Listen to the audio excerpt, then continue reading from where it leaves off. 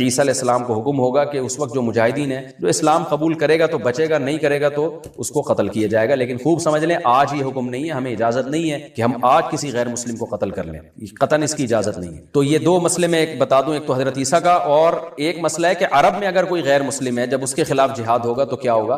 تو اس بارے میں امام ابو حنیفہ کا موقف یہ ہے کہ عرب کے خلاف جب لڑائی ہوگی تو اس میں بھی جزیہ نہیں ہے، یا تو اسلام ہے یا تلوار ہے. تو ماضی میں جو لڑائیاں عربوں کے خلاف ہوتی رہی ہیں، امام ابو حنیفہ کا موقف یہ ہے کہ ان سے جزیہ نہیں لیا جائے گا. اور دلیل اس کی یہی ہے کہ عربوں پہ حجت تمام ہو چکی ہے، قرآن ان کی زبان میں نازل ہوا ہے، وہ تو قرآن کو اچھی طرح سمجھتے ہیں، اس کے بعد ان پر حجت تمام ہو چکی ہے، لہذا ان کے لیے حکام سخت ہیں. جو عجمی ہیں ان کے لیے حکام نرم ہیں. اور جیسے عیسیٰ ابن مریم نازل ہوں گے نا جب، تو اسلام کے سچے ہونے کے دلائل دنیا میں اتنے واضح ہو چکے ہوں گے. سنوریہم آیاتنا فی الآفاق، قرآن کہتا ہے ہم اسلام کے برحق ہونے کے دلائل ان کو دکھاتے رہیں گے. تو عیسیٰ ابن مریم کے دور میں 2 اور 2 4 کی طرح اتنا واضح ہو چکا ہوگا اسلام، اور اسلام کی دعوت بھی اتنے بھرپور طریقے سے پہنچ چکی ہوگی کہ اللہ کی حجت لوگوں پہ تمام ہو جائے گی. پھر کوئی یہ کہے کہ میری سمجھ میں اسلام نہیں آ رہا، اس کا مطلب بہت زیادہ ہٹ دھرم اور ضدی ہی ہے. لہذا اس وقت بھی حکم سخت ہو جائے گا کہ بھئی اما الاسلام، یا تو اسلام یا پھر تلوار. تیسرا آپشن جزیے کا آپ کے پاس نہیں ہے. لیکن عیسیٰ ابن مریم کے آنے سے پہلے عربوں کے بارے میں تو وہی حکم ہے کہ اما الاسلام و اما السیف. لیکن اختلافی مسئلہ ہے، میں نے بتایا یہ صرف امام حنیفہ کا موقف ہے، باقی تینوں ائمہ اس کے قائل نہیں ہیں. وہ کہتے ہیں عربوں سے بھی جزیہ لیا جائے گا، لیکن امام حنیفہ کہتے ہیں عربوں پہ حجت تمام ہو چکی ہے. ان کے الگ الگ دلائل ہیں، اس میں جانے کا کوئی زیادہ فائدہ نہیں. اور ویسے بھی آج کل اقدامی جہاد تو ہے نہیں، تو اس ڈیٹیل میں جب عیسیٰ علیہ السلام کے دور میں اقدامی جہاد شروع ہوگا تو ویسے ہی جزیہ کے حکام ختم ہو چکے ہوں گے. اللہ کرے کہ اس سے پہلے مسلمانوں کے پاس اتنی طاقت آ جائے، خلافت قائم ہو جائے، ریاست قائم ہو جائے مضبوط جیسے ہوا کرتی تھی. یہ تو اب اللہ کی مرضی ہے. میرا مقصد تو صرف ابھی فقہی حکام بیان کرنا ہے. تو اس وقت بھی جو ہے نا حجت تمام ہو چکی ہوگی، لہذا اس وقت اسلام یا تلوار. تو یہاں حضرت ذوالقرنین کو اللہ نے کیا فرمایا، اما ان تعذب و اما ان تتخذ فیہم حسنا، چاہے تو آپ قتل کر دیں، چاہے تو آپ اچھا سلوک کریں. حضرت ذوالقرنین نے کہا جو ظلم کرے گا قتل کروں گا، پھر اللہ اس کو عذاب دے گا. واما من آمن وعمل صالحا فلہ جزاء الحسنى، جو ایمان لا کے نیک اعمال کرے گا اس کو بہت اچھا بدلہ دوں گا، اور سنقول له من امرنا یسرا، اس کے ساتھ میں اچھا معاملہ کروں گا. ثم اتبع سببا، وہ علاقہ فتح کر کے وہاں ذوالقرنین نے اپنا کوئی نائب بٹھا کے حکومت قائم کر کے ذوالقرنین وہاں سے نکلے. حتی اذا بلغ مطلع الشمس، پھر زمین کے مشرق کی طرف سفر کیا، یہاں تک کہ مطلع الشمس جہاں سے سورج طلوع ہوتا ہے نا، جو انتہائی آبادی ہے، کتنا لمبا سفر ہوگا آپ اس زمانے میں دیکھیں. تو وہاں پہنچے، وجدہا تطلع علی قوم، تو سورج کو دیکھا کہ ایسی قوم پہ طلوع ہو رہا ہے، لم نجعل لهم من دونها سترا، کہ ہم نے اس قوم اور سورج کے درمیان کوئی آڑ نہیں رکھی. آڑ نہ ہونے کا مطلب یہ کہ چٹیل میدان میں وہ لوگ رہتے تھے، اور ایسے دیہاتی بدو قسم کے لوگ تھے کہ گھر بنانا بھی نہیں جانتے تھے، دھوپ میں پڑے رہتے تھے. اس ٹائپ کی کوئی قوم تھی. کذالک، اللہ فرماتے ہیں اسی طرح معاملہ ہے، یعنی ہم جو ذوالقرنین کا واقعہ بیان کر رہے ہیں بالکل اسی طرح ہے. یہ بلاغت ہے قرآن کی. ایک اشکال ہوتا ہے نا کہ انتہائی مغرب شمس کو فتح کرنے کے بعد، انتہائی مغربی علاقوں کو فتح کرنے کے بعد، اس دور میں جب آپ کے پاس سواریاں نہیں ہوتی تھیں، ہوائی جہاز نہیں تھے، تو انتہائی مشرقی حصے میں پہنچے کیسے؟ تو اللہ فرماتے ہیں کذالک، ایسا ہی ہے جیسا ہم بیان کرنے. اللہ نے ان کو وسائل دیے تھے، پہنچ گئے وہ. وقد احطنا بما لدیہ خبرا، اور ہم نے احاطہ کیا ہوا تھا ذوالقرنین کے ارد گرد جو کچھ بھی تھا اس کا احاطہ کیا ہوا تھا خبر کے اعتبار سے، یعنی ہمیں پوری خبر ذوالقرنین کی معلوم ہے. ثم اتبع سببا، اس کے بعد پھر آپ نے راستے کو فالو کیا. حتی اذا بلغ بین السدین، اب یہاں قرآن بیان نہیں کر رہا کہ کس سمت میں گئے، لیکن جمہور مفسرین اسی طرف ہیں کہ اس سے مراد ہے شمال کی سمت. یہ مضمون چل رہا تھا کہ حضرت ذوالقرنین انتہائی مشرقی حصے کی طرف پہنچے زمین کے. وہ علاقے فتح کرنے کے بعد پھر حضرت ذوالقرنین نے زیادہ تر مفسرین کی رائے کے مطابق شمال کا رخ کیا. قرآن میں نہیں ہے کہ نارتھ کی طرف گئے یا ساؤتھ کی طرف گئے، لیکن کچھ چیزیں بدیہی ہوتی ہیں. آبادی ظاہر ہے اس وقت نارتھ ہی کی طرف زیادہ تھی، ساؤتھ کی طرف آبادی بہت بعد میں دنیا میں آئی ہے، اور اب بھی بہت کم آبادی ہے ساؤتھ کی طرف. تو غالب یہی ہے کہ نارتھ کی طرف حضرت ذوالقرنین گئے. قرآن کہتا ہے ثم اتبع سببا حتی اذا بلغ بین السدین. سد کہتے ہیں بند کرنا، کہتے ہیں نا سد باب، اور انسداد دہشت گردی، باب انفعال میں جائے گا تو انسداد یعنی دہشت گردی کو بند کرنا. تو سدین، 2 سد یعنی 2 آڑیں. تو پہاڑ کو آڑ سے تعبیر کیا گیا ہے کیونکہ پہاڑ رکاوٹ بن جاتا ہے ادھر کی آبادی ادھر اور ادھر کی ادھر جانے کے لیے، تو ایک آڑ کی طرح ہوتا ہے. تو قرآن کہتا ہے حتی اذا بلغ بین السدین، یہاں تک کہ جب 2 پہاڑوں کے درمیان میں پہنچے. وجد من دونہما قوما، تو آپ نے پایا ان دونوں کے پیچھے ایک قوم کو، یا دونوں کے ایک طرف ایک قوم کو پایا. لا یکادون یفقہون قولا، ایسی قوم تھی لا یکادون یفقہون قولا کہ بات سمجھنے کی صلاحیت ہی نہیں تھی اس کے اندر۔ دیکھیں حضرت ذوالقرنین جب مشرق کی طرف گئے تو زبان تو وہاں بھی نہیں آتی ہوگی، وہ الگ زبان ہوگی۔ جب سورج کے مغرب کی طرف گئے، زمین کے دوسرے کنارے کی طرف، تو ان کی زبان بھی ذوالقرنین کی زبان سے میچ نہیں کرتی ہوگی، وہاں بھی ترجمان کی ضرورت پڑی ہوگی۔ لیکن وہاں قرآن نے یہ نہیں کہا کہ وہ بات سمجھتے ہی نہیں تھے۔ لیکن جب نارتھ کی طرف گئے ہیں تو قرآن کہہ رہے ہیں ایسی قوم دیکھی پہاڑوں کے پیچھے جو کچھ سمجھنے کی اس میں گویا صلاحیت ہی نہیں تھی، لا یکادون، ان میں کھوپڑی نہیں تھی ان کی۔ اس لیے زیادہ تر مفسرین اس طرف گئے کہ یہ کوئی وحشی قوم تھی۔ کوئی وحشی قوم ہوتی ہے نا جنگلوں میں جو رہنے والے، جیسے میں نے ایک ولاگ بنایا تھا، مسائی قوم ایک جنگل میں رہتی ہے، تو جنگلی قسم کی قوم تھی۔ کوئی ہو سکتا ہے پتے وتے جسموں پہ ڈھانپتے ہوں اور بالکل درندوں کی طرح، جانوروں کی طرح رہتے ہو، تو اس ٹائپ کی قوم تھی کہ اوپر کھوپڑی ان کی خالی تھی، بات سمجھنے کی صلاحیت نہیں تھی ان میں۔ قالوا یا ذا القرنین، وہ ذوالقرنین سے آ کے کہنے لگے ان یاجوج وماجوج مفسدون فی الارض، کیا ذوالقرنین آپ اللہ کے نیک بزرگ ہیں، آپ آئے ہیں اللہ اللہ سکھا رہے ہیں لوگوں کو، دین کی دعوت دے رہے ہیں، توحید کی دعوت دے رہے ہیں، تو ایک کام ہمارا کر دیں کہ ایک قوم ہے یاجوج اور ماجوج جس نے زمین میں فساد مچا کے رکھا ہوا ہے۔ اب سوال یہ پیدا ہوتا ہے کہ جب اس قوم میں کچھ سمجھنے کی صلاحیت ہی نہیں تھی تو ان کو یہ کیسے پتا چل گیا کہ یہ ذوالقرنین اللہ کے نیک بندے ہیں، اور پھر ان سے بات چیت بھی ہوئی اور ذوالقرنین نے ان کو آگے یہ بھی بتایا کہ میں دونوں پہاڑوں کے درمیان سیسا پلائی ہوئی دیوار بنا کے ان پہاڑوں کو بند کر دوں گا، اس میں میرے ساتھ یہ تعاون کرو، تو یہ سب کانورزیشن ہوئی کیسے؟ تو اس کا جواب آسان ہے، ظاہر ہے جتنی بھی بیوقوف قوم ہو کسی نہ کسی طریقے سے، اشاروں سے، ترجمان سے، مختلف طریقوں سے اس کو تھے تو بہرحال انسان نا، کوئی گدھے گھوڑے یا کوئی بندر تو نہیں تھے انسان۔ تو قرآن کا منشا صرف یہ ہے کہ ان کے ساتھ ذوالقرنین کو سمجھنے اور سمجھانے میں بہت زیادہ پریشانی ہوئی، تو مقصد صرف یہ بتانا ہے کہ بہت ہی کوئی بیوقوف قسم کی قوم تھی۔ تو باقی قرآن پھر جو واقعے کی تکمیل کے لیے پھر بیچ میں بہت ساری چیزوں کو حذف کر دیتا ہے جو غیر ضروری ہوتی ہیں۔ اب عقل مند یہ بات سمجھ جائے گا کہ ذوالقرنین اور ان کے درمیان جو بات چیت ہوئی اس میں حضرت ذوالقرنین کو بہت زیادہ مشکلات پیش آئیں، ان کی بات کو سمجھنے میں بھی اور سمجھانے میں بھی۔ تو آگے پھر قرآن جو ہے نا کہ جو ان کا جو بڑا مقصد تھا وہ بہرحال حاصل ہو گیا، وہ اشاروں سے ہوا ہو، وہ کوئی ترجمان کے ذریعے ہوا ہو یا کسی بھی طرح سے ہوا ہو، تو ذوالقرنین نے بھی، حضرت ذوالقرنین نے بھی کوئی حل نکالا ہوگا نا کہ اس قوم کی بات کو سمجھنے کی ہم کوشش کریں، ان کو بہرحال دین کی دعوت دی ہوگی۔ تو اس اشکال کا جواب تو یہ ہے، کیونکہ قالو کا مطلب یہاں نہیں ہے کہ آئے انہوں نے ذوالقرنین کی زبان میں بات کرنا شروع کر دی، جو بھی اپنی زبان میں جس طرح سے بھی بات کی، چاہے اشارہ سے کی ہو یا ترجمان کے ذریعے کی ہو۔ دوسری بات یہ ہے کہ انہوں نے حضرت ذوالقرنین کی طاقت کا تو اندازہ لگا لیا تھا کہ یہ اتنے پاورفل ایک لشکر کے ساتھ آئے اور ان کے پاس اتنا اسلحہ ہے، اتنے گھوڑے ہیں، تو یہ ہنر مند ہیں۔ اور آگے ریکویسٹ انہوں نے اس لیے بھی کی کہ حضرت ذوالقرنین کی بزرگی کا بھی ان کو اندازہ ہو گیا۔ دیکھیے اللہ تعالیٰ نے انسان کی نیچر ایسی بنائی ہے کہ جو نیک لوگ ہوتے ہیں نا ان کی تقوی اور للہیت کا، ان کی بزرگی کا غیر مسلموں پہ بھی اثر پڑتا ہے۔ ہندوستان میں علماء بتاتے ہیں کہ ہندو مسلمان بزرگوں کے پاس آیا کرتے تھے دعا کرانے کے لیے، اب بھی آتے ہیں۔ انڈیا کے بعض علماء نے ہمیں بتایا کہ ہمارے پاس ہندو بھی آتے ہیں اور کہتے ہیں ہمارے لیے دعا کریں اللہ تعالیٰ سے، کیونکہ ایک لاشعوری طور پر انسان کے ذہن میں یہ بات ہوتی ہے کہ بھئی یہ اللہ والا آدمی ہے۔ جیسے یوسف علیہ السلام جب جیل میں تھے تو غیر مسلم یوسف علیہ السلام کے پاس آئے اور کہنے لگے کہ آپ ہمیں خواب کی تعبیر بتائیں۔ سوال پیدا ہوتا ہے کہ بھئی وہ تو غیر مسلم تھے اور یوسف علیہ السلام نمازی پرہیزگار تھے، تو غیر مسلموں کو کیسے اندازہ ہو گیا کہ یہ خواب کی تعبیر بتائیں گے؟ اس کا جواب یہی ہے کہ لاشعوری طور پر اللہ نے دلوں میں ایک ہیبت ڈالی ہوتی ہے پرہیزگار لوگوں کی، ایک روب ڈالا ہوا ہوتا ہے اور ایک عظمت ڈالی ہوئی ہوتی ہے۔ تو یوسف علیہ السلام کے پاس آنے والے لوگوں کو یہ بات معلوم تھی کہ یہ عظیم انسان ہے اور یہ ان کو اللہ تعالیٰ وہ باتیں بتا دے گا جو ہمیں نہیں بتاتا، اللہ ان کو خواب کی تعبیر سمجھا دے گا، ہم نہیں سمجھ سکتے۔ تو یہ ایک لاشعور میں انسان کے ہوتی ہے یہ بات۔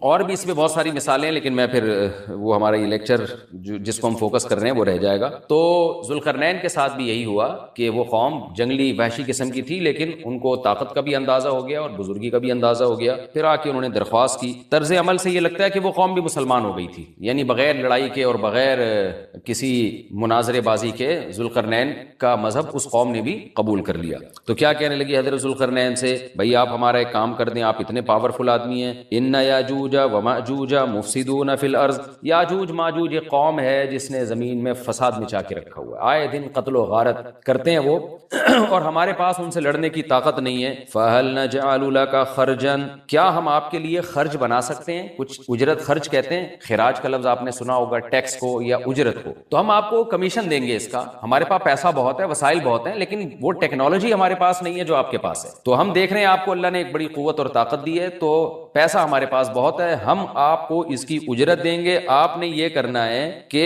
علا, اس بات پر ہم آپ کو اجرت دیں گے, تجعل بیننا و بینہم سدا, کہ آپ ہمارے اور ان کے درمیان ایک آڑ بنا دیں, ایک دیوار بنا دیں, کہ بہت بڑی دیوار بنانی پڑے گی اور پہاڑوں کو کے اس خلا کو ختم کرنا پڑے گا. وہ قوم آ کے ہم پہ حملے کرتی ہے اور ہمارا بہت نقصان کرتی ہے, تو آپ ایک ایسی آڑ بنا دیں جو ہمارے بس میں نہیں ہے. قال ما مکنی فیہ ربی خیر, ذوالقرنین نے فرمایا میرے رب نے جو مجھے ٹھکانہ دیا ہے, طاقت دی ہے, وہ بہتر ہے. کیا مطلب؟ مجھے تمہاری اجرت کی ضرورت نہیں ہے, میرے پاس بہت وسائل ہیں. دیکھیں استغنا بہت بڑی نعمت ہے. سلیمان علیہ السلام کا بھی یہی انداز تھا, جب ملکہ سبا نے ہدیے دے کے بھیجا نا, تو سلیمان علیہ السلام نے بھی یہ فرمایا تھا ما آتانی اللہ خیر مما آتاکم, مجھے جو اللہ نے وسائل دیے ہیں وہ تم سے بہت زیادہ ہیں. تو ایسے موقع پہ اس طرح کی بات کرنا یہ تکبر نہیں کہلاتا, بلکہ یہ عین شکر ہے کہ بھائی میں کیوں کسی سے مانگوں. آپ نے بعض دفعہ مالداروں کو دیکھا ہوگا, وہ یہ جملہ کہتے ہیں بھائی ہم کسی کے محتاج نہیں. تو اس جملے میں اگر اللہ کے شکر کی نیت ہے تو یہ اچھا جملہ ہے, اور اگر نیت ہے دوسرے کو نیچا دکھانا پھر یہ تکبر ہے. تو بعض وہمی لوگ کیا کرتے ہیں, کوئی بھی اس طرح کا جملہ زبان سے نکال دے تو فوراً اس پہ تکبر کا فتویٰ ٹھوک دیتے ہیں, یہ ٹھیک نہیں ہے. تو اس طرح کے جملے پیغمبروں سے بھی ثابت ہیں تو اور اہل اللہ سے بھی ثابت ہیں. حضرت ذوالقرنین نے فرمایا بھائی پیسوں کی مجھے ضرورت نہیں ہے, ما مکنی فیہ ربی, میرے رب نے جو مجھے وسائل دیے ہیں, خیرون, وہ بہت بہتر ہے. تم کیا دو گے مجھے, کتنے پیسے دے دو گے؟ ہاں مجھے افرادی قوت کی ضرورت ہے, کیونکہ اتنے بھاری بھرکم پتھر اٹھا کے پہاڑوں پہ لے کے جانا, لوہے کی پلیٹیں لے کے جانا, اس کے لیے افراد چاہیے, مزدور چاہیے, لیبر چاہیے. فاعینونی بقوت, تم مجھے میری مدد کرو قوت کے ساتھ. قوت چاہیے مجھے, پاور چاہیے, افرادی قوت چاہیے. یہاں قوت سے مراد ہے وسائل چاہیے, لیبر چاہیے, مزدور چاہیے. تو اجعل بینکم و بینہم ردما, میں تمہارے اور ان کے درمیان آڑ بنا دوں گا, دیوار بنا دوں گا. آتونی زبر الحدید, وہ قوت یہ چاہیے کہ دو تم مجھے لوہے کی پلیٹیں, یعنی اوپر چڑھانے میں میری مدد کرو ان کی. تو وہ افراد چاہیے ہمیں بہت بڑی تعداد میں جو لوہے کی پلیٹوں کو لے کے پہاڑوں کے اوپر چڑھیں, اور کوئی بھی اس وقت جو بھی طریقہ انہوں نے اختیار کیا ہوگا, ان پلیٹوں کو ہم دونوں پہاڑوں کے بیچ میں رکھیں گے. حتی اذا ساوا بین الصدفین, یہاں تک کہ جب دونوں کنار, صدف کہتے ہیں پہاڑ کے کنارہ, دونوں کناروں کے درمیان ان لوہے کی پلیٹوں کو. اچھا یہاں بھی اندماج ہے, صنعت اندماج کا مطلب بہت سے واقعات قرآن بیچ میں حذف کر رہا ہے. تو ایسا ہی نہیں ہے کہ بنی بنائی پلیٹیں, انہوں نے کوئی اسٹیل مل تھی اور وہ پلیٹیں پہلے سے تیار رکھی ہوئی تھیں. ظاہر ہے ذوالقرنین نے کیا کیا, لوہا جمع کیا پہلے. حضرت ذوالقرنین نے کس قدر محنت لگی ہوگی, پہاڑوں کے درمیان بہت زیادہ لوہا چاہیے, تو کہاں سے پتہ نہیں کتنے مہینے کا یہ پروسیس ہوگا, کتنے سال اس پروجیکٹ میں لگے ہوں گے, کہاں سے لوہا جمع کیا ہوگا. ہو سکتا ہے زمین میں کھدائی کا کام شروع کیا ہو پہلے, کہ زمین سے لوہا نکالیں ہم, پھر اس لوہے کو گرم کر کے اس کو بھٹیوں میں گرم کر کے کیسے پلیٹوں کی شکل میں تبدیل کیا ہوگا. تو یہ کوئی آسان کام نہیں ہے, لیکن قرآن نے اس پورے واقعے کو حذف کر دیا اور مختصراً بیان کیا. آتونی زبر الحدید, جو لوہے کی پلیٹیں ہم نے تیار کی ہیں وہ لا کے دو. حتی اذا ساوا بین الصدفین, جب ان پلیٹوں کو دونوں پہاڑوں کے بیچ میں ایسے نصب کرنا شروع کر دیا, ایک پلیٹ آئے, پھر دوسری پلیٹ, پھر تیسری پلیٹ. یعنی اگر ایسے کر کے پلیٹ لگاتے تو یہ تو پلیٹ تو بہت ہلکی ہوتی, یاجوج ماجوج اس میں سوراخ کر دیتے, یا کچھ بھی اس کو توڑ دیتے, یا جلا دیتے, پگھلا دیتے بھٹی کے ذریعے, کچھ بھی کر سکتے تھے. تو پلیٹوں کو ایسے کر کے رکھا گیا کہ چوڑائی میں جو ہے وہ دیوار بنے. قال انفخوا, تو ذوالقرنین نے کہا اب ان میں آگ بھڑکاؤ. انفخوا کا مطلب پھونک مارنا ہے, لیکن یہاں پھونک سے بھٹی کی جو گرم کرنے کے لیے جو ہوا ڈالی جاتی ہے نا, جو جیسے آپ نے دیکھا ہوگا نا پرانے زمانے میں خواتین جو تھیں, وہ بوڑھی مائیں کیا کرتی تھیں, دادیاں, وہ ایک پائپ لے کے نا کوئلوں میں پھونک مارتی تھیں. اس سے کیا ہوتا ہے, وہ ٹیمپریچر بڑھتا ہے. آج بھی میں نے گاؤں دیہاتوں میں دیکھا ہے بھٹیوں میں کہ وہ ہوا کا پریشر بنانے کے لیے انہوں نے کچھ دیسی قسم کی مشینیں لگائی ہوئی ہوتی ہیں. ایک صاحب کو میں نے دیکھا وہ سائیکل کا پہیے پہ پتہ نہیں کون سی مشین لگائی ہوئی ہے, اس سائیکل گھمائے جا رہے ہیں, ادھر سے ہوا نکل رہی ہے اور وہ لوہا پگھلنا شروع ہو گیا. تو بھٹی میں جو پہلے زمانے میں ٹیمپریچر بڑھایا جاتا تھا وہ ہوا کا پریشر بڑھا کے ہی بڑھایا جاتا تھا, یا ہو سکتا ہے کوئی گیس ہو جس کا پریشر بڑھانے کو انفخو سے تعبیر کیا جا رہا ہے. حتی اذا جعلہ نارا, یہاں تک کہ جب ان پلیٹوں کو بہت زیادہ گرم کر دیا اور آگ کی طرح, وہ پلیٹیں بیچ میں نصب کر کے نا آگ کی طرح پگھلنے لگی, پانی کی طرح وہ پگھلنے لگی. تو قال آتونی افرغ علیہ قطرہ, جب وہ گرم ہو گئی نا بہت زیادہ, تو پہلے سے تانبا پگھلا کے رکھا ہوا تھا. یہاں بھی وہی تفصیل ہے کہ حضرت ذوالقرنین نے جو اتنا زیادہ تانبا پگھلا کے پہلے سے بالکل وہ پانی کی طرح تانبا پگھلایا ہوا تھا. میں نے دیکھا ہے جو کاپر ہے پگھلتا ہوا بھٹیوں میں, مجھے تو ایسی چیزیں دیکھنے کا بڑا شوق ہے, تو وہ اتنا زیادہ اس کا ٹیمپریچر ہوتا ہے نا کہ ایسا لگتا ہے جیسے جہنم کی آگ ہے. اللہ ہم سب کو محفوظ رکھے. تو میں کبھی کبھار جب یہ آیت پڑھتا ہوں تو میں سوچتا ہوں کہ کیا کتنا بڑی مقدار میں حضرت ذوالقرنین نے کہاں کہاں سے تانبا جمع کیا ہوگا, پھر اس کو کیسے اس زمانے میں, جو صدیوں پرانی بات ہے, جب ٹیکنالوجی نے اتنی ترقی نہیں کی تھی, اس کا تو اشیر اشیر بھی نہیں تھا, لیکن کیسے اس کو پگھلایا ہوگا انہوں نے حضرت ذوالقرنین نے. تو کسی دیگڑے میں جناب اتنا زیادہ, پھر دیگ کہاں سے لائے ہوں گے, وہ دیگ تو خود پگھل جائے گی. اس کے لیے مخصوص قسم کی ایک کوئی میٹل ہوتا ہے کہ اس کا ٹیمپریچر اور تانبے کا ٹیمپریچر میں فرق ہوتا ہے, کہ تانبا جس ٹیمپریچر میں پگھلے گا تو اس دھات کو, تانبے کو جس دیگ میں ڈالا جائے وہ اس ٹیمپریچر پہ نہ پگھلتا ہو, یا کوئی پتھر کی دیگ ہوگی, جو بھی ہوگا. لیکن بہرحال یہ ساری چیزیں محیر العقول ہیں. تو حضرت ذوالقرنین نے پہلے سے بہت بڑی مقدار میں تانبے کو پگھلا کے رکھا ہوا تھا. اب انہوں نے کہا کہ آتونی افرغ علیہ قطرہ, قطر کہتے ہیں تانبے کو. اب یہ جو ہے دو مجھے یہ, میں اب ان پلیٹوں کے اوپر جو گرمی سے جو پگھل رہی ہے نا, ان کے اوپر تانبا ڈال دوں گا. یعنی تانبا ڈالنے کا مقصد کیا تھا کہ دونوں پلیٹوں کے درمیان جو خلا ہے وہ پر ہو جائے, اور پلیٹوں کو پگھلانے کا مقصد یہ تھا کہ پلیٹیں اور تانبا آپس میں مکس ہو جائیں, ایک یکجان ہو جائیں وہ. کیونکہ جب ایک چیز گرم کر کے دوسری گرم چیز کے ساتھ ملائی جاتی ہے نا, تو وہ اس کے اجزاء ایک دوسرے میں داخل ہو جاتے ہیں اور وہ بالکل یکجان ہو جاتا ہے. تو آتونی افرغ علیہ قطرہ, دو مجھے یہ تانبا, میں اس کے اوپر انڈیل دوں گا. تو وہ دیگیں تانبے کی پگھلا کے پہاڑوں پہ چڑھایا گیا ان دیگوں کو, اور پھر وہ لوہے کی پلیٹوں کے بیچ میں جو خلا تھا نا, ان خلا میں وہ تانبے کا جو پگھلا ہوا تانبا تھا پانی کی شکل میں, اس پگھلے ہوئے تانبے کو ڈال دیا گیا. تو وہ یکجان ہو کر ایک بہت مضبوط آہنی دیوار بن گئی. فَمَسْطَاعُوا أَن يَظْهَرُوهُ, اب یاجوج ماجوج میں اس کی استطاعت نہیں رہی کہ اس پہ چڑھ سکیں.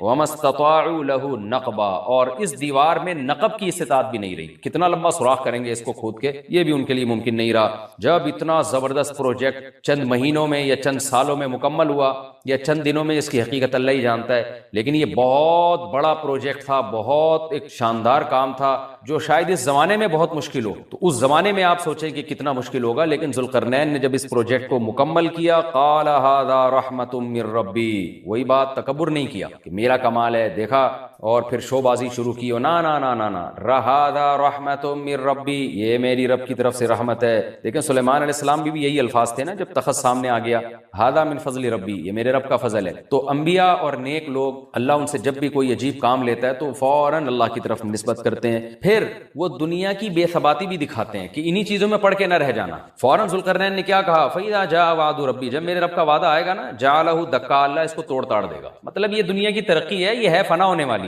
دل لگانے کی چیز نہیں ہے. تو ایسا نہ ہو کہ اس سے دل لگانا شروع کر دو اور اسی میں بس کے رہ جاؤ اور اللہ کو بھول جاؤ اور اپنی ترقیوں پہ ناز کرنا شروع کر دو. فَإِذَا جَاءَ وَعْدُ رَبِّي, جب میرے رب کا وعدہ آئے گا, جَعَلَهُ دَكَّا, اسے توڑ تاڑ کے برابر کر دے گا. وَكَانَ وَعْدُ رَبِّي حَقًّا, اور میرے رب کا وعدہ سچا ہے. وعدے سے مراد کیا ہے؟ دونوں مراد ہو سکتے ہیں, یا تو قیامت مراد ہو سکتی ہے کہ قیامت میں سب چیزیں ہی ٹوٹ جائیں گی, یا جو احادیث میں آیا ہے کہ جب یاجوج ماجوج قرب قیامت میں ظاہر ہوں گے تو وہ دیوار ختم ہو جائے گی, یا تو وہ مراد ہے. وَتَرَكْنَا بَعْضَهُمْ يَوْمَئِذٍ يَمُوجُ فِي بَعْضٍ, اور ہم ان میں سے بعض کو, یعنی جو یاجوج ماجوج ہیں ان میں سے بعض کو, یومئذ, جس دن ایسا ہوگا, جس دن اللہ کا وعدہ آئے گا اور یہ دیوار ٹوٹے گی, یموج فی بعض, ہم ان کو ایسا کر دیں گے کہ یہ ایک دوسرے میں گھس رہے ہوں گے. یہ مضمون احادیث میں آیا ہے. دیکھیں قرآن میں اور احادیث صحیحہ میں جو یاجوج ماجوج اور اس دیوار کا ہمیں ملتا ہے نا, میں صرف اس کو آپ کے سامنے بیان کروں گا. باقی اس بارے میں ڈیٹیل میں آپ جائیں گے تو بہت کچھ آپ کو انٹرنیٹ پہ بھی مل جائے گا, مفسرین کی کتابوں میں بھی مل جائے گا, اور لوگوں کی اپنی اپنی تحقیقات ہیں, اپنے اپنے تبصرے ہیں. نہ میں ان تبصروں کو صحیح کہہ رہا ہوں نہ غلط کہہ رہا ہوں, کتابیں بھری ہوئی ہیں, وہ آپ جائیں پڑھیں اس کو. لیکن جتنی بات قرآن سے اور صحیح احادیث سے یاجوج ماجوج کے بارے میں ثابت ہوتی ہے, میں صرف اس کو آپ کے سامنے ابھی پیش کر رہا ہوں. پہلا عقیدہ تو یہ ثابت ہوتا ہے کہ یاجوج ماجوج ایک قوم ہے, انسان ہے, وہ کوئی انسانوں کے علاوہ کوئی الگ مخلوق نہیں ہے, لیکن ہے بڑے فسادی.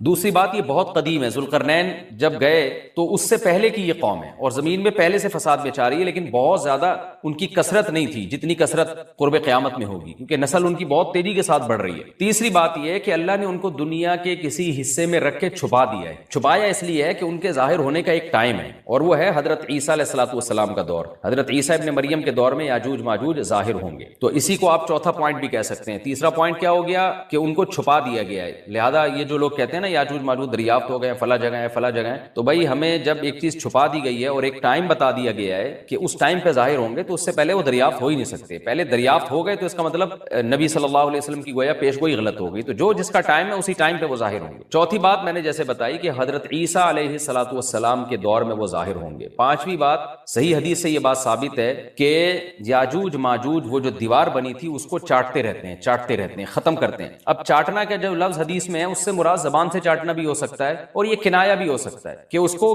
ختم کرنے کی کوشش میں لگے ہوئے ہیں. اور ایسے چاٹنا، جب ہم کوئی چیز چاٹتے ہیں نا تو بہت تھوڑی تھوڑی وہ ختم ہوتی ہے. تو اتنی موٹی اتنی بڑی دیوار ہے کہ وہ انہوں نے اپنی اسٹرگل اور اپنی محنت نہیں چھوڑی ہے، تو وہ دیوار کو کسی نہ کسی طریقے سے گھسائی میں اس کے لگی رہتے ہیں. تو زبان سے بھی چاٹنا ہو سکتا ہے اور کسی اور طریقے سے اس کو ختم کرنے کی کوشش بھی مراد ہو سکتی ہے. اور حدیث میں آتا ہے کہ ایک دن آئے گا وہ جب ختم ہونے والی ہوتی ہے نا تو وہ کہتے ہیں کہ ہم کل اس کو دوبارہ شروع کریں گے اور کل ہم اس کو ختم کر دیں گے. لیکن وہ اللہ تعالیٰ اپنی قدرت سے دوبارہ اس دیوار کو اتنا ہی موٹا کر دیتے ہیں جتنا ذوالقرنین نے کیا تھا. تو قرب قیامت میں جب حضرت عیسیٰ علیہ السلام کا ظہور ہوگا تو وہ یہ کہیں گے ہم انشاءاللہ اس کو کل ختم کریں گے. تو انشاءاللہ کا لفظ جب استعمال کریں گے، کیونکہ وہ قوم ہے کافر، وہ اللہ پہ اعتماد کرنا، اللہ پہ توکل کرنا یہ چیز نہیں ہے. جیسے کافر تو نہیں کہے گا نا اللہ نے چاہا تو وہ اللہ پہ یقین نہیں رکھتے. تو وہ جب اللہ کا نام لیں گے اور کہیں گے کہ اللہ نے چاہا تو ہم اس کو کل ختم کر دیں گے، تو پھر اسلام کی وجہ سے وہ دیوار ختم ہو جائے گی. اس کی مثال ایسے جیسے حدیث میں آتا ہے پچھلی قوموں میں ایک نوجوان تھا جو جادوگر کے پاس بھی جاتا تھا اور راہب کے پاس بھی جاتا تھا، جس کا سورہ بروج میں تذکرہ ہے والسماء ذات البروج میں. تو جب وہ نوجوان پکڑا گیا، وہ مسلمان ہو گیا تھا، بادشاہ نے اس کو بھیجا تھا جادوگر کے پاس کہ جادو سیکھے، لیکن وہ راہب کے پاس جاتا، عیسائیت سیکھی اس نے اور نیک مسلمان بن گیا. تو بادشاہ نے اس کو قتل کرنے کی حتی الامکان کوشش کی مگر وہ قتل نہیں ہو پا رہا تھا. بادشاہ اس نے اس کو پہاڑ پہ بھیجا اپنے سپاہیوں کو لے کے کہ پہاڑ سے لے جا کے اس کو گرا دو، لیکن اللہ نے مدد کی کہ وہ سپاہی گر گئے، یہ بچ گیا. بادشاہ نے حکم دیا اس کو سمندر میں لے جا کے غرق کر دو، وہ سارے سپاہی غرق ہو گئے، یہ بچ گیا. تو کسی بھی طرح سے اس کی قتل کی کوششیں کامیاب نہیں ہو رہی تھی. تو اس نے بادشاہ سے کہا کہ تو اگر مجھے قتل کرنا چاہتا ہے نا تو چوک پہ کھڑا کر کے تیر مجھے مار اور کہے کہ بسم اللہ و ربی ھذا الغلام، اس نوجوان کے رب کے نام سے میں اس کو قتل کرتا ہوں. تو اللہ کا نام لے کے مجھے مارے گا تو میں قتل ہو جاؤں گا. نوجوان یہ قربانی اس لیے دے رہا تھا کہ بادشاہ جب پوری پبلک کے سامنے اللہ کا نام لے گا تو لوگوں کو یقین آ جائے گا کہ بھئی اللہ کا نام لینے سے تو کام ہو گیا اور اللہ کا نام لیے بغیر کام نہیں ہو رہا تھا. تو جو بادشاہ اللہ کو مانتا نہیں تھا آج اس کو بھی اللہ کا نام لینا پڑا ہے. تو نوجوان نے یہ قربانی اس لیے دی کہ بادشاہ جب اللہ کا نام لے گا لوگوں کو اللہ کی ذات پہ یقین آئے گا اور لوگ مسلمان ہو جائیں گے، عیسائیت کو قبول کر لیں گے. تو اس نوجوان نے یہ قربانی دی اور بادشاہ نے اللہ کا نام لے کے جب تیر مارا تو وہ نوجوان شہید ہو گیا. اور لیکن پورا ملک مسلمان ہو گیا، عیسائیت قبول کر لی. اور سورہ بروج میں پھر اللہ نے ان کا تبصرہ کیا، ان کا واقعہ بیان کیا ان کے بارے میں کہ کیسے بادشاہ نے خندقیں کھود کھود کے پوری قوم کو جو ہے وہ جو دین سے پیچھے نہیں ہٹے ان کو کس طرح سے آگ میں پھینک دیا ان سب کو. تو اس سے پتہ چلتا ہے کہ کافر بھی بعض دفعہ جب اللہ کا نام لیتا ہے نا تو اس کو دنیاوی فائدہ ہو جاتا ہے. تو یاجوج ماجوج بھی تنگ آ کر پھر اللہ کا نام لیں گے اور کہیں گے اللہ نے چاہا تو ہم اس دیوار کو کل ختم کر دیں گے، اور بالآخر وہ دیوار ختم ہو جائے گی. پھر قرآن کے الفاظ ہیں آگے کہ جب یہ دیوار ختم ہوگی وَتَرَكْنَا بَعْضَهُمْ يَوْمَئِذٍ. اچھا ہاں میں بتا رہا تھا کہ حدیث سے کیا پوائنٹ پتہ چلتے ہیں. تو یہ 5 پوائنٹ ہو گئے. چھٹا پوائنٹ یہ کہ حضرت عیسیٰ ہی کے دور میں یہ کسی وبا کے ذریعے ہلاک ہو جائیں گے. حضرت عیسیٰ علیہ الصلوۃ والسلام اتنے زیادہ ہوں گے کہ ان سے لڑنا ممکن نہیں ہوگا، جیسے کہ قرآن میں بھی آ رہا ہے وَتَرَكْنَا بَعْضَهُمْ يَوْمَئِذٍ يَمُوجُ فِي بَعْضٍ. ہم ان میں سے بعض کو بعض کے اندر گھسا دیں گے، اتنی کثرت سے ایک دوسرے میں، اب آبادی کی کثرت بہت ہوگی، ان کی گھسے ہوئے ہوں گے ایک دوسرے میں، یہ جیسے چیونٹی اور مکوڑے ہوتے ہیں، تو ان سے لڑنا ممکن نہیں ہوگا. تو حضرت عیسیٰ علیہ الصلوۃ والسلام لوگوں کو لے کے کوہ طور پہ چلے جائیں گے اور باقی مسلمان وہ اپنے اپنے گھروں کے اندر بند ہو جائیں گے. اور پھر اللہ کی طرف سے ایک وبا آئے گی اور اس وبا میں یہ سارے کے سارے ہلاک ہو جائیں گے. اور پھر جب ہلاک ہو جائیں گے تو اتنی زیادہ ان کی لاشیں زمین پہ ہوں گی، اتنی زیادہ کہ انسانی آبادی ان کی لاشوں سے متعفن ہونا اور بیمار ہونا شروع ہو جائے گی. ان کی لاشوں سے بدبو اٹھے گی اور ظاہر ہے انسان ہوں گے یہ، تو اس کی وجہ سے جو زمین کا ماحول خراب ہوگا. پھر حضرت عیسیٰ علیہ الصلوۃ والسلام اللہ سے دعا مانگیں گے کہ اللہ تعالیٰ ان کو کسی طرح ٹھکانے لگائے، کوئی انتظام کرے. پھر حدیث میں آتا ہے بارشیں ہوں گی اور سیلاب آئیں گے اور ان کی لاشیں بہہ بہہ کے پانیوں میں جا کے سمندروں میں جا کے ختم ہو جائیں گی. اللہ تعالیٰ ان کو اس طرح سے ٹھکانے لگائے گا. تو یہ یہاں تک جتنے بھی مضامین ہیں یہ صحیح احادیث سے ثابت ہیں.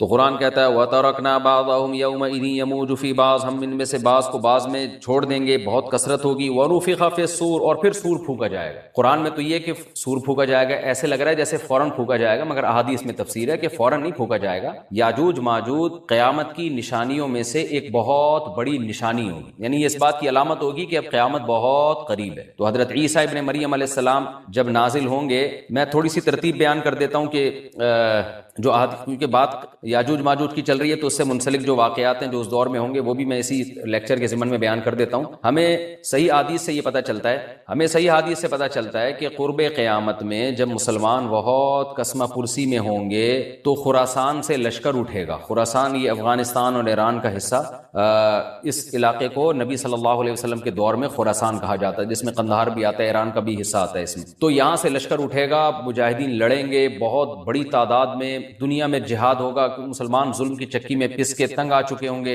اور لڑتے لڑتے حدیث میں آتا ہے اتنی بڑی بڑی لڑائیاں ہوں گی کہ 1/3 مسلمان شہید ہو جائیں گے اس میں، 1/3 مجاہدین جو لڑنے والے ہوں گے، اور 1/3 جو ہوں گے وہ میدان جنگ سے بھاگ جائیں گے، اور 1/3 کو اللہ فتح عطا فرمائے گا۔ تو جو 1/3 میدان جنگ سے بھاگ جائیں گے، نبی صلی اللہ علیہ وسلم نے فرمایا ان کی توبہ کبھی قبول نہیں ہوگی۔ جو 1/3 شہید ہو جائیں گے وہ افضل ترین شہداء ہوں گے اس وقت کے، اور 1/3 کو اللہ تعالیٰ غلبہ عطا فرمائیں گے۔ ایک واقعہ تو ہمیں قرب قیامت میں نبی صلی اللہ علیہ وسلم سے یہ ملتا ہے صحیح حدیث سے۔ دوسرا ہمیں یہ ملتا ہے کہ قرب قیامت ہی میں مسلمان قسمہ پرسی کا شکار ہوں گے، تو تلاش کریں گے حضرت مہدی کو، کیونکہ حضرت مہدی وہ شخصیت ہیں جن پہ تمام نیک لوگ جمع ہو جائیں گے اور وہ مسلمانوں کی میدان جنگ میں کمانڈ کریں گے، جہاد میں کمانڈ کریں گے۔ تو ان کو بیت اللہ میں تلاش کیا جائے گا، وہ رسول اللہ صلی اللہ علیہ وسلم کی اولاد میں ہوں گے، اور لوگ ان کو پہچان لیں گے، اہل اللہ پہچان کر ان کو اپنا امیر بنائیں گے، اور ان کی قیادت میں پھر لڑائی اور جہاد شروع ہوگا۔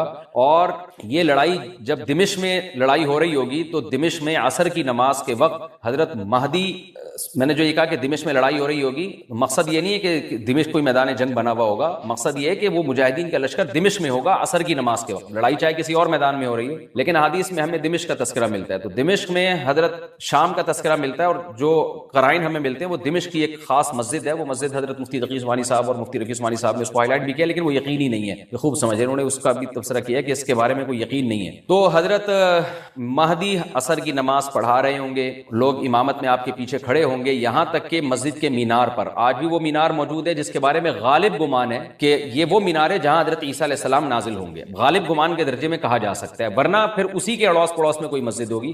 میرا اگر شام جانا ہوا تو انشاءاللہ میں ارادہ ہے کہ میں ولاگ میں اس مسجد کا بھی تذکرہ کروں گا، اس جگہ کا بھی تذکرہ کروں گا، لیکن میں پہلے یہ بات بتا دوں کہ وہ 100% یقینی نہیں ہے، ایسا نہ ہو کہ اس مسجد کے مینار پہ چڑھ کے لوگ جو ہے وہ اس کے کوئی مینار کو ہی چاٹنا شروع کر دیں تبرک کے طور پہ۔ تو عصر کی نماز کا ٹائم ہوگا، حضرت عیسیٰ ابن مریم علیہ الصلوۃ والسلام فرشتوں کے کندھوں پہ ہاتھ رکھ کے نیچے اتریں گے نماز کے ٹائم پہ، یعنی آسمان سے مینار تک آئیں گے، اور پھر مینار سے آپ کے لیے سیڑھیاں لگائی جائیں گی، سیڑھیوں کے ذریعے مینار سے نیچے اتریں گے، اور لوگ ان کو پہچان لیں گے۔ حضرت مہدی ان کو امامت کے لیے آگے کریں گے کہ آپ اللہ کے ایک پیغمبر ہیں، آپ نماز پڑھائیے، حضرت عیسیٰ علیہ السلام انہی کو آگے رکھیں گے، اور اس طرح کا مفہوم ہے حدیث میں کہ اللہ نے اس کام کے لیے آپ کو ہی منتخب کیا۔ کیا مطلب یہ امامت اس امت کا حق ہے؟ تو حضرت عیسیٰ ابن مریم علیہ الصلوۃ والسلام کا جو کام ہوگا وہ جہاد ہے، اور یہودیوں سے انتقام لینا، کیونکہ یہودیوں نے اپنے خیال میں حضرت عیسیٰ کو قتل کیا تھا، تو اللہ نے یہودیت ہی کے خاتمے کے لیے اور دجال کے خاتمے کے لیے عیسیٰ ابن مریم کو نازل کیا ہے۔ حضرت مہدی سے پہلے ہی دجال ظاہر ہو چکا ہوگا، دجال کے بارے میں حدیث میں آتا ہے کہ ہر پیغمبر نے اپنی امت کو دجال کے فتنے سے ڈرایا ہے۔ اچھا، یہ دجال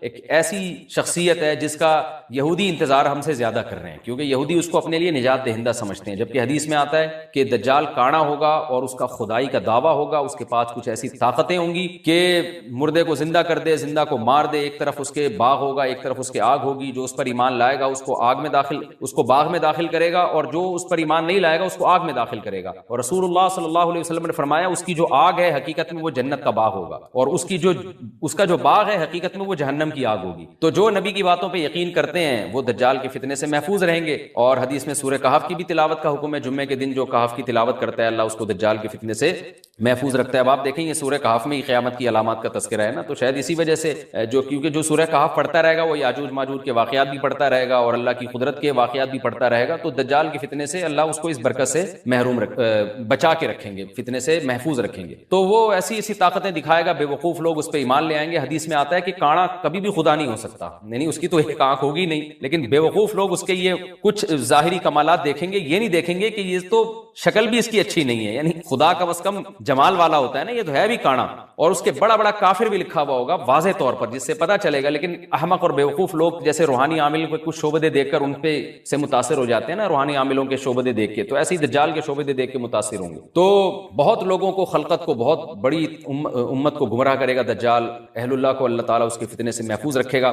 پھر حضرت عیسیٰ ابن مریم جب نازل ہوں گے تو وہ دجال کو قتل کریں گے. حدیث میں آتا ہے کہ نیزے کے ذریعے گھوڑے پہ بیٹھ کے قتل کریں گے. علماء نے اس حدیث کا دو مطلب بیان کیے ہیں کہ یا تو اس کا مطلب یہی ہے کہ واقعی گھوڑے پہ بیٹھیں گے, نیزہ استعمال کریں گے, اور زمین جو ہے وہ اتنی پہلے اس سے جنگیں ہو چکی ہوں گی کہ لوگ دوبارہ تلواروں گھوڑوں کی طرف آ جائیں گے. اس بات کا امکان ہے, ہر ملک ایٹمی طاقت بن چکا ہے, تو اگر یہ ایٹم بم سارے ملک آپس میں چلا دیں تو ہم دوبارہ گدے گھوڑوں والی زندگی پر آ جائیں گے, ٹیکنالوجی ساری تباہ برباد ہو جائے گی, انسان کی ترقی. تو اس بات کا بھی امکان ہے کہ کوئی اس سے پہلے ہو سکتا ہے کوئی ایسی جنگ عظیم ہو کہ انسانیت دوبارہ پہاڑوں پتھروں کے دور میں آ جائے. لیکن ظاہر یہ معلوم ہوتا ہے کہ رسول اللہ صلی اللہ علیہ وسلم نے جو کلام کیا ہے, ظاہر ہے اس دور کے لحاظ سے جو لوگوں کے, جہاں تک جو لوگوں کی مینٹل اپروچ ہے وہاں تک, تو نبی صلی اللہ علیہ وسلم میزائل یا اور ٹینکوں کا تذکرہ کرتے تو کیا سمجھ میں آتا؟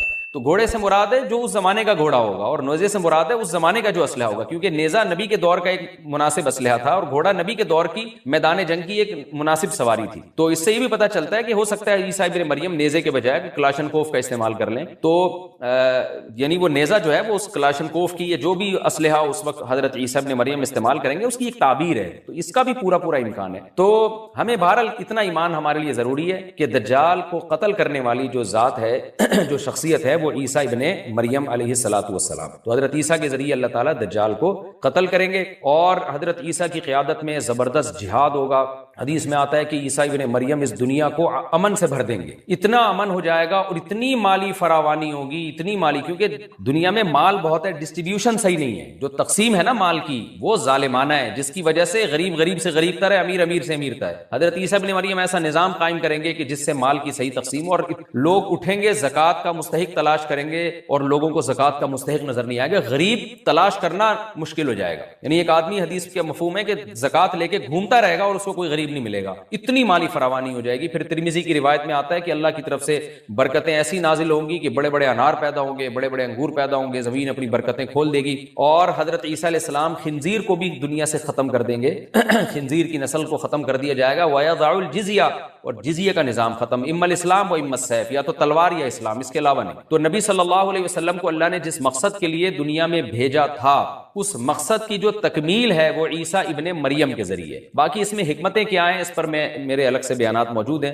کہ اللہ نے حضرت عیسیٰ ابن مریم کا انتخاب کیوں کیا اس کام کی تکمیل کے لیے, اسی امت میں کوئی کیوں منتخب نہیں کر لیا, یا یہ کہ پیغمبر صلی اللہ علیہ وسلم ہی کے ذریعے پوری دنیا میں اسلام کو غالب کر دیا جاتا, اس میں کیا حکمتیں ہیں, اس پر میرے الگ سے بیانات موجود ہیں. ابھی تو میں کوشش کرتا ہوں کہ تفسیر سے میں جو ٹو دا پوائنٹ بات ہے اس سے یہاں اس لیکچر میں نہ ہٹوں. تو اسی وقت حضرت عیسیٰ ابن مریم اس کو یاجوج ماجوج کو قتل کریں گے اور دنیا انصاف سے بھر جائے گی, اور اللہ تعالیٰ نے جو پیغمبروں کو دنیا میں بھیجا تھا اس کا مقصد کیفیت اور کمیت دونوں لحاظ سے حاصل ہو جائے گا. اس کے بعد پھر آہستہ آہستہ دنیا میں زوال شروع ہوگا, اور پھر جب پوری دنیا کے لوگ زوال کا شکار ہوتے ہوتے کفر کی طرف جائیں گے, گناہوں کی طرف, اور حدیث میں آتا ہے جب تک ایک شخص بھی اللہ کا نام لینے والا ہوگا اس دنیا پر قیامت نہیں آئے گی, یہاں تک کہ آخری شخص دنیا سے اٹھے گا جو اللہ کا نام لیا کرتا تھا.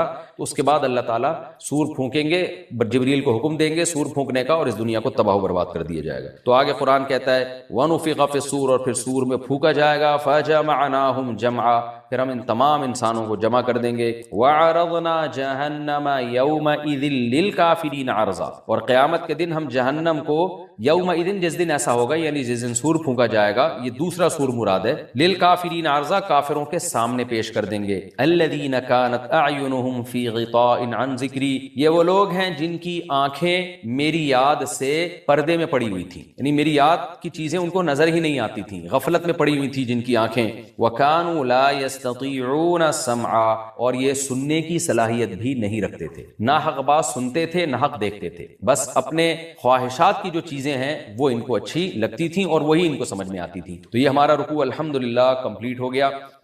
اس رکوع میں ہمیں بہت سارے اسباق ملتے ہیں، میں نمبر وار اس کو مختصراً بیان کر دیتا ہوں۔ پہلی بات تو یہ کہ دیکھیں اللہ تعالیٰ نے کیسے کیسے بادشاہ دنیا میں بھیجے ہیں اور کتنے پاورفل بادشاہ۔ حضرت ذوالقرنین کا نام ہی قرن والا، دو کناروں والا، زمین کے بہت بڑے حصے کو حضرت ذوالقرنین نے فتح کیا، اور اللہ کے نیک بندے کیسے اللہ کے راستے میں لڑتے رہے ہیں۔ تو یہ جو لوگ بیٹھ جاتے ہیں نا بس عبادت کرو اور لڑائی وڑائی اسلام میں ہے ہی نہیں، یہ دنیا میں کوئی بھی عقل مند اس نظریے کا حامی نہیں ہوگا۔ تو طاقت اور قوت کی اسلام میں بہت زیادہ اہمیت ہے۔ اس سے ہمیں یہ بھی پتہ چلتا ہے کہ اپنے ملک کی، خاص طور پر اسلامی ملک کی جو فوجی قوتیں ہیں، جو فوجی طاقتیں ہیں، ان کی ہمیں قدر کرنی چاہیے، کیونکہ اگر کوئی بھی ملک عسکری لحاظ سے کمزور ہو جائے، کیونکہ اللہ تعالیٰ تو جو عسکری لحاظ سے طاقتور قومیں تھیں اللہ نے ان کا کتنا تذکرہ کیا، ہاں وہ اللہ کے باغی نہ ہو۔ تو اسلامی ملک میں کوئی بھی اسلامی کنٹری ہے، چاہے سعودی عرب ہے، چاہے پاکستان ہے، چاہے ترکی ہے، کوئی بھی اسلامی کنٹری ہے، اس کی فوج کی قدر کرنی چاہیے، کیونکہ اسی کی وجہ سے ملک کا بارڈر محفوظ ہوتا ہے۔ اگر مسلمان عسکری لحاظ سے کمزور ہونا شروع ہو جائیں تو کافر ہمیں گاجر مولی کی طرح کاٹنا شروع کر دیں، اسلام دشمن قوتیں ہمیں کھا جائیں،